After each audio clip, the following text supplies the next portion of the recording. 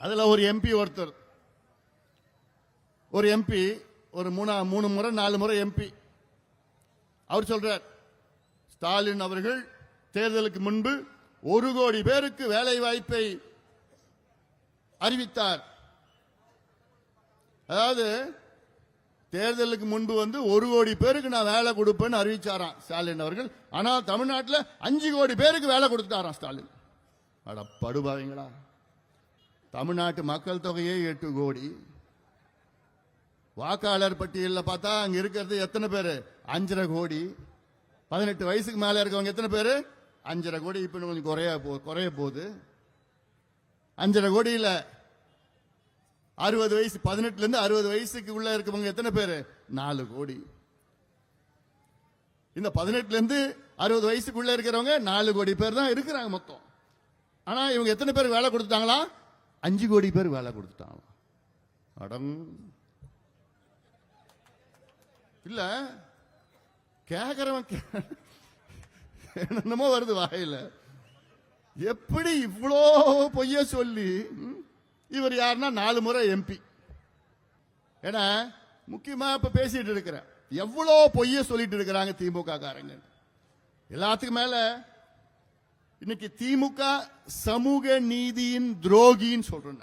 விரோதியை விட மோசம் துரோகி. சமூக நீதி பற்றி பேசுவதற்கு திமுகவுக்கு தகுதி கிடையாது. ஆனா கேட்டேன், தந்தை பெரியாருடைய கொள்ளு பேரன், அண்ணாவுடைய பேரன், கலைஞருடைய பையன், முத்துவேல், கருணாநிதி, ஸ்டாலின் அப்படின்னு பேசுறதெல்லாம் வசனம். என்ன பேசுறான்னு அவருக்கே தெரியல. தமிழ்நாட்டில் எவ்வளோ பிரச்சனைகள் இருக்கு, சமூக நீதி பிரச்சனை இருக்கு. அதற்கு தீர்வு கணக்கெடுப்பு நடத்த வேண்டும், சாதிவாரி கணக்கெடுப்பு நடத்த வேண்டும். அது என்ன பேருனா வச்சுக்கங்க, சாதிவாரி கணக்கெடுப்பு, சமூக நீதி கணக்கெடுப்பு, பொருளாதார கணக்கெடுப்பு, ஏதாவது ஒரு பேர் வச்சுக்கிட்டு. நமக்கு வேண்டியது என்னன்னா கணக்கெடுப்பு வேணும். என்ன கணக்கெடுக்கணும்? ஒவ்வொரு வீட்லயும் தமிழ்நாட்டில் என்ன நிலையில இருக்கிறாங்க, யாரு என்ன நிலையில இருக்கிறாங்க, என்ன நிலையில எப்படி இருக்கிறாங்கன்னு தெரிஞ்சுக்கிறதுக்கு அவரு கணக்கெடுப்பு நடத்தணும். இது சாதாரணமா நடத்தணும். இப்போ சமீபத்தில் எஸ்ஐஆர் எடுத்தாங்கல்ல, உங்க வீடு வீடா உங்களுக்கு ஓட்டு இருக்குதா உறுதிப்படுத்தினாங்கல்ல. எவ்வளவு நாள்ல பண்ணாங்க? ஒரே மாசத்துல பண்ணாங்க.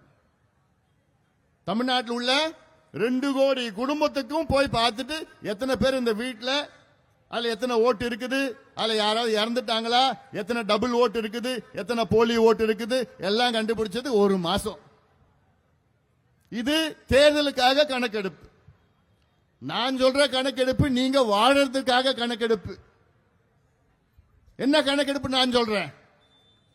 தமிழ்நாட்டில் ஒவ்வொரு வீட்லயும் போய், அதாவது மொத்தம் தமிழ்நாட்டில் 8 கோடி மக்கள் இருக்கிறாங்க. ஒரு 2 கோடி குடும்பம், 2.25 கோடி குடும்பம், 2 கோடின்னு வச்சுக்கோங்க.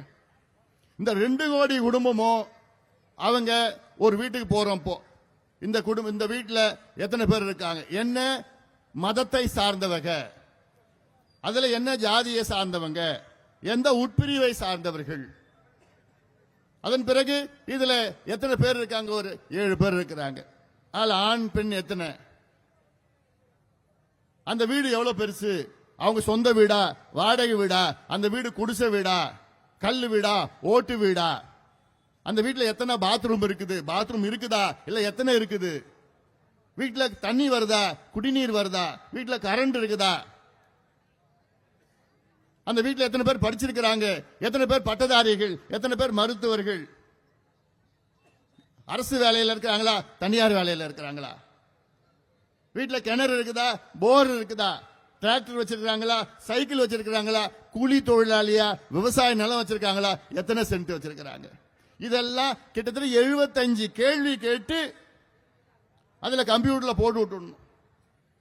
அதுல கம்ப்யூட்டர்ல போட்டு விட்டா அதுல ஒரு பட்டன் அமுக்குனா தமிழ்நாட்டில் எத்தனை விவசாயிகள் இருக்கிறாங்கன்னு தெரியும், தமிழ்நாட்டில் எத்தனை மீனவர்கள் இருக்கிறாங்க, எத்தனை நெசவாளர்கள் இருக்கிறாங்க, தமிழ்நாட்டில் எத்தனை வன்னியர்கள் இருக்கிறாங்க, தமிழ்நாட்டில் எத்தனை பட்டியலினத்தை சார்ந்தவர்கள் இருக்கிறாங்க, தமிழ்நாட்டில் எத்தனை நாடார் சமுதாயத்தை சார்ந்தவர்கள் இருக்கிறாங்க, எத்தனை கவுண்டர், எல்லா சமுதாயம் வந்துடும்.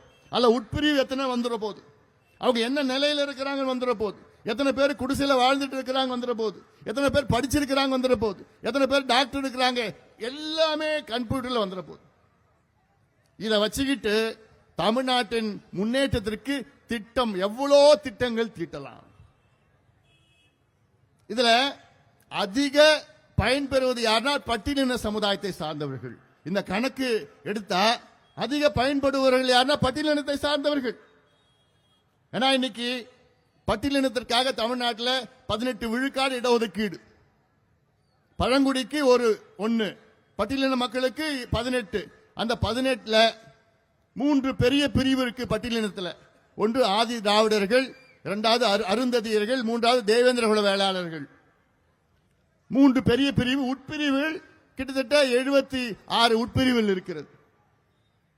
அந்த உட்பிரிவுகளில் இன்னைக்கு அதுல 18%ல அவங்க எத்தனை பேருக்கு அவங்களுக்கு இடஒதுக்கீடு கிடைக்குது, வேலை கிடைக்குதுன்னு பார்த்தா அதுல வெறும் கிட்டத்தட்ட 6ல இருந்து 10 உட்பிரிவு தான் கிடைக்குது. மீதி கிட்டத்தட்ட 70 பேருக்கு கிடைக்கல. அதை தெரிஞ்சுக்கணும்னா கணக்கெடுப்பு நடத்தா தெரிஞ்சிடும். அது கணக்கெடுப்பு நடத்தி 18% நீங்க 3 பிரிங்க. பிரிச்சு யாருக்கு கிடைக்கலையோ அவங்களுக்கு 3% இடஒதுக்கீடு தனியா கொடு. அதுக்கப்புறம் யாருக்கு குறைவா கிடைக்குதோ அவங்களுக்கு இன்னொரு 3%. ஏன்னா இவங்க போட்டியிட முடியாது. இப்ப நான் போட்டியிடத்து நான் சொல்றேன். அதுலயே இந்த பிரிவில இப்போ ஒரு பிசி இருக்குது, பேக்வர்ட் கிளாஸ் இருக்கு தமிழ்நாட்டில். இந்த பிசி என்ன, பிற்படுத்தப்பட்ட சமூகங்கள் 140 பேர் இருக்கிறாங்க. 140 பேர்ல அதுல யாருக்கு கிடைக்குது யாருக்கு கிடைக்கல 26% அவங்களுக்கு. அந்த 26% எத்தனை பேருக்கு கிடைக்குதுன்னா ஒரு சில சமூகங்கள் அதுல எல்லா இடத்தையும் எடுத்துட்டு போறாங்க, பல சமூகங்கள் அதுல கிடைக்கல. ஒரு உதாரணம், ஒரே சமுதாயத்தில் ஒருத்தர் கிராமத்தில் வாழறாரு, ஒருத்தர் நகரத்தில் வாழறாரு. அவங்க எல்லாமே பிசியில தான் வராங்க. ஒரே சமுதாயம் பல 2-3 சமுதாயங்கள் இருக்கு. அல்ல ஒரு சமுதாயம் கிராமத்தில் இருக்கிறார், ஒரு சமுதாயம் நகரத்தில் இருக்கிறார். 2 பேருமே பிசி தான். நகரத்தில் இருக்கிறவர் பணக்காரர், அவர் பிள்ளைய கான்வென்ட்ல படிக்க வைக்கிறார். கோச்சிங் சென்டர்ல டியூஷன் நடக்குது, நீட் கோச்சிங் சென்டர் நடக்குது, டிஎன்பிஎஸ்சி, யூபிஎஸ்சி, ஐஐடிக்கு கோச்சிங், எல்லாம் கோச்சிங் 8 லட்சம் 10 லட்சம் செலவு பண்ணி கோச்சிங் நடக்குது. கிராமத்தில் இருக்கிற ஒருத்தர், அவர் பிள்ளை, அவர் விவசாயி, அவர் பிள்ளை கவர்மெண்ட் ஸ்கூல்ல படிக்கிறாப்ல. அவருக்கு கோச்சிங்ல இங்கிலீஷ் தெரியும், தமிழ் மீடியம். அந்த பையனும் டவுன்ல படிக்கிற அந்த பணக்காரர் பையனும் 2 பேருமே பிசியில தான் இருக்கிறாங்க. 2 பேரும் போட்டியிட முடியுமா? முடியாது. அதுதான் நான் சொல்றேன். அந்த கணக்கெடுப்பு நடத்தினா கிடைக்காத அந்த பிள்ளை, விவசாய பிள்ளைக்கு தனியா அதுல உள்ஒதுக்கீடு கொடுத்து, அவங்க எந்த சமூகங்களோ உள்ஒதுக்கீடு கொடுத்து அவனுக்கு பள்ளிக்கூடம், அவனுக்கு இடஒதுக்கீடு, கல்வி, வேலை வாய்ப்பு கொடுத்தாதான் இதுதான் சமூக நீதி. இதுதான் நான் கேட்டுட்டு இருக்கிறேன். இது பிசிக்கு மட்டும் இல்ல, எம்பிசிக்கும் வன்னியர்களுக்கும். அது எம்பிசியில இன்னைக்கு கிட்டத்தட்ட 115 சமுதாயம் இருக்கு. அதுல யாருக்கு கிடைக்கல, யாருக்கு அதிகமா கிடைச்சது, யாருக்கு சுத்தமா கிடைக்கல, இது கண்டுபிடிக்கிறதுக்கு தான் கணக்கெடுப்பு நடத்தணும்னு சொல்றோம். ஆனா ஸ்டாலின் அவர்கள் நான் கணக்கெடுப்பு நடத்த மாட்டேன் பிடிவாதமா இருக்கிறார். ஆனா இதே கணக்கெடுப்பு நம்ம பக்கத்து மாநிலங்கள் கர்நாடகாவில் எடுத்து 2 முறை எடுத்து முடிச்சுட்டாங்க, தெலுங்கானாவில் எடுத்து முடிச்சுட்டாங்க, ஆந்திராவில் எடுத்துட்டு இருக்காங்க, ஒரிசாவில் எடுத்துட்டு இருக்காங்க, ஜார்க்கண்ட்ல எடுத்துட்டு இருக்காங்க, பீகார்ல எடுத்து முடிச்சுட்டாங்க. இப்படி பல மாநிலங்களை எடுத்து இடஒதுக்கீடு அதிகப்படுத்தி சலுகைகளை கொடுத்து கடனை ரத்து பண்ணி கல்வியை படிக்க வச்சிருக்கிறாங்க. பீகார்ல எடுத்தாங்க கணக்கெடுப்பு.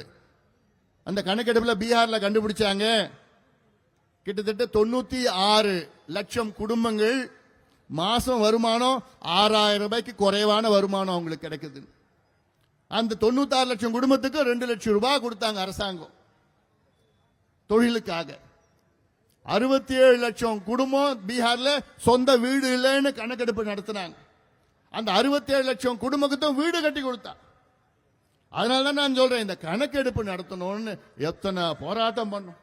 சமீபத்தில் சென்னையில் எவ்வளவு போராட்டம் பண்ணும். ஆனா அதை பத்தி கவலையே ஒரு சிந்தனை கூட கிடையாது. வர எங்கெந்தோ வர பறவைகள்லாம் கணக்கெடுக்க நடத்துறாங்க. உங்க பகுதியில் வருதுல பறவைகள் நிறைய, பெரிய பெரிய பிலிக்கான், அது என்னமா பிளமிங்கோஸ் எல்லாம் வருது. எங்க இருந்து வருது? ஆஸ்திரேலியால இருந்து வருது, சைனால, ரஷ்யால இருந்து வருது. அதெல்லாம் எத்தனை வருது, எப்ப வருது, எவ்வளவு நாள் தங்குது, எத்தனை முட்டை இருக்குது, இதுக்கெல்லாம் கணக்கெடுப்பு நடத்துறான். தெருவில் எத்தனை நாயை சுத்திட்டு இருக்குன்னு கணக்கெடுப்பு நடத்துறான். எத்தனை மாடு சுத்திட்டு இருக்கு கணக்கெடுப்பு நடத்துறான். எத்தனை ஆமா எங்கிருந்து வருதுன்னு கணக்கெடுப்பு நடத்துறான். ஆனா மனுஷன் நீங்க படிக்கிறதுக்கு, வேலைக்கு போறதுக்கு, சுயமரியாதையோட வாழறதுக்கு அதெல்லாம் நாங்க எடுத்த மாட்டோம். அவங்களுக்கு வேண்டியதுன்னா திமுக வேண்டியது சுயமரியாதை. நீங்க வாழக்கூடாது, பிச்சை எடுத்துட்டு இருக்கணும், கையேந்திட்டு இருக்கணும். பொங்கல் வந்ததுன்னா ஒரு அடி கரும்பு, ஒரு மஞ்சள், ஒரு என்னது திராட்சை, ஒரு 4 திராட்சை, வேற நம்ம வெள்ளம், பச்சரிசி, இதுக்கு கியூ நிக்கிறோம். அப்படியே இவ்வளோ பெரிய கியூ. எவ்வளோ காலமாயம்மா கையேந்த போறோம் நம்ம.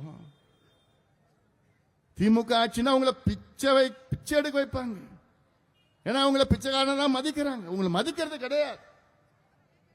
ஆனா எனக்கு என்ன, நீங்க சுயமரியாதை வாழணும். உங்க பிள்ளைங்க படிக்கணும், படிச்சு வேலைக்கு போகணும், கௌரவமா இருக்கணும், உங்க பிள்ளைங்க உங்களை நல்லா பார்த்துக்கணும். அதுதான் கௌரவமான வாழ்க்கை, சுயமரியாதையோட வாழ்க்கை. அதுக்கு என்ன பண்ணணும்? யார் யார் எப்படி இருக்கிறாங்கன்னு தெரிஞ்சுக்கணும், அதான் அடிப்படை. ஆனா தெரிஞ்சுக்கிறது கூட ஸ்டாலினுக்கு அது நம்பிக்கை இல்லை. கேட்டா எங்களுக்கு அதிகாரம் இல்லை என்று ஒரு பொய்யை மீண்டும் மீண்டும் சொல்லுகின்ற ஒரு முதலமைச்சர் எங்கேயாவது பார்த்திருக்கீங்களா? எல்லா அதிகாரமும் இருக்குது. பஞ்சாயத்து தலைவருக்கு அதிகாரம் இருக்கு. அவர் பஞ்சாயத்துல கணக்கெடுப்பு நடத்துறது. அவர் பஞ்சாயத்துல எத்தனை வீடு எப்படி இருக்காங்க, எத்தனை பேர் படிச்சிருக்காங்க, எத்தனை கிணறு, எத்தனை போர், எத்தனை நிலம், எல்லாமே பஞ்சாயத்து தலைவர் கையெழுத்து போட்டா கணக்கெடுப்பு நடத்தலாம். ஆனா முதலமைச்சர் அதிகாரம் இல்லையா என்ன? எப்படி ஒரு பொய்யை முதலமைச்சர் சொல்லிட்டு இருக்கிறாரு?